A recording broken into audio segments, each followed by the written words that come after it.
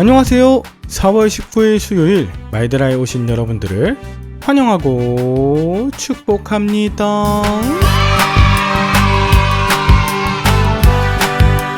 오늘은 4.19 63주년을 맞이하는 날입니다.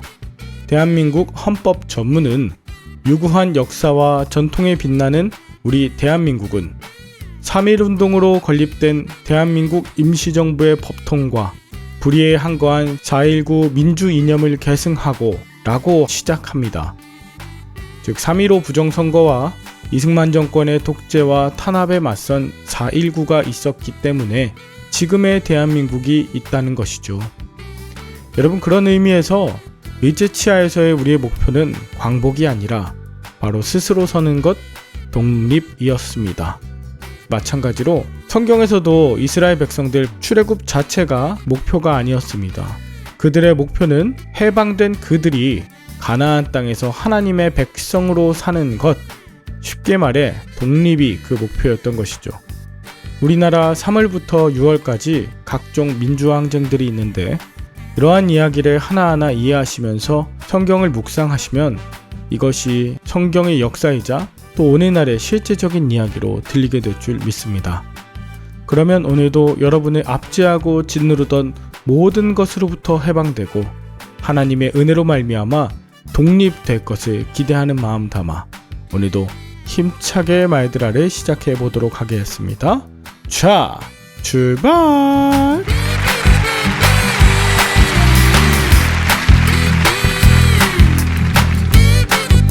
오늘은 룻기 2장입니다. 본문 1절은 그 이야기가 시작되기 전에 새로운 등장인물을 소개하고 있는데요.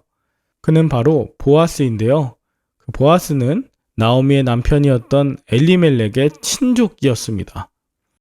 본문은 보아스를 유력한 자라고 표현하는데요. 여기서 유력은 부유하고 권력이 있는 유능한 사람을 말합니다.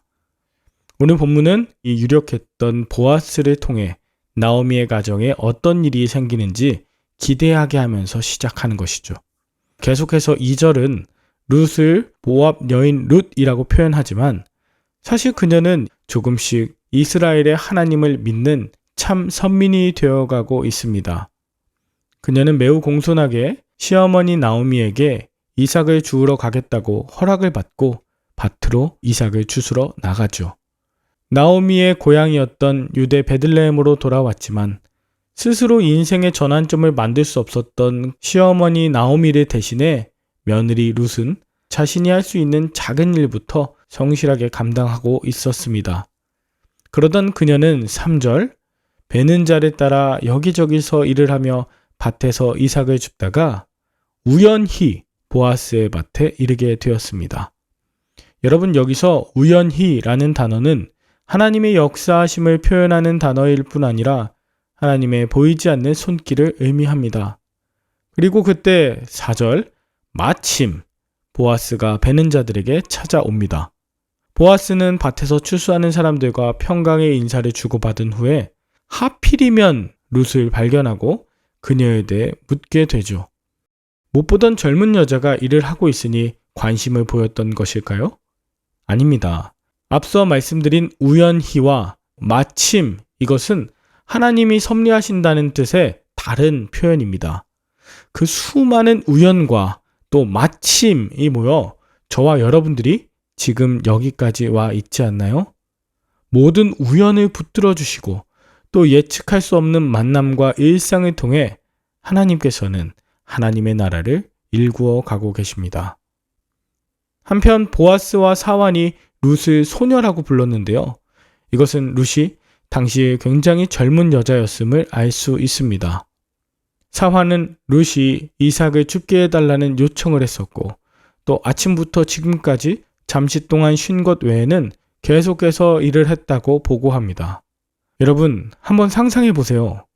아침부터 시작해서 온종일 어색하게 남의 밭에서 눈치를 살피며 떨어진 이삭을 줍는 여인 룻의 모습을요. 게다가 그녀는 2절에 모압 여인 룻이라고 되어 있고 6절에도 모압 지방에서 돌아온 모압 소녀라고 되어 있습니다. 이방 여인 룻, 모압 여인 룻, 이것은 늘 자기를 스스로 경계하고 마음과 행동의 긴장을 늦추지 않게 했을 것입니다. 그런 그녀를 본 보아스는 앞으로 자신의 밭에서 이삭을 계속 줍도록 하게 합니다. 이에 10절, 룻은 엎드려 얼굴을 땅에 대고 절하면서 나는 이방 여인이거늘 당신이 어찌하여 내게 은혜를 베푸시며 나를 돌보시나이까 라고 합니다. 보아스에게 이방 여인인 자신에게 은혜를 베푸는 그 이유를 묻는 것이죠. 그 의도를 의심할 만큼 혹은 오해할 만큼 낯설고 당황스러운 것, 이것이 은혜입니다. 세상에 하나님께서 예비하신 당연한 은혜는 없습니다. 더 나아가 하나님은 은혜와 정의의 하나님이십니다. 은혜의 하나님은 이방 여인도 아픔과 상처의 과거도 그 날개 아래 보호하십니다. 또한 차별 없이 열심히 행한 것에 보응하시고 온전한 상을 주시는 분이에요. 그러므로 정의 없는 은혜는 값싼 은혜가 되고 은혜 없는 정의는 율법주의로 빠질 수 있다는 유명한 말이 있습니다. 그 은혜의 하나님께서 우리가 처한 다양한 형편에서도 우연을 필연으로 바꾸시고 마침 하나님의 때에 하나님의 손길로 저와 여러분의 일상을 인도하여 주실 줄 믿습니다. 보아스는 룻에게 자신의 밭에서 일하는 것을 허락할 뿐 아니라 다른 곳에 가지 말고 자신의 밭에서만 이삭을 주우라는 큰 은혜를 베풀었습니다. 그리고도 보아스의 은혜는 여기서 끝나지 않았어요. 그는 식사 시간이 되자 룻에게 와서 같이 식사하자고 초대합니다. 룻이 배불리 먹고 남길 만큼 넉넉하게 볶은 곡식을 주었고 또 15절에는 보아스가 그의 일꾼들에게 다시 한번 룻이 곡식 주는 것을 허락할 뿐 아니라 아예 다발에서 조금씩 뽑아서 남겨놓으라고 말합니다.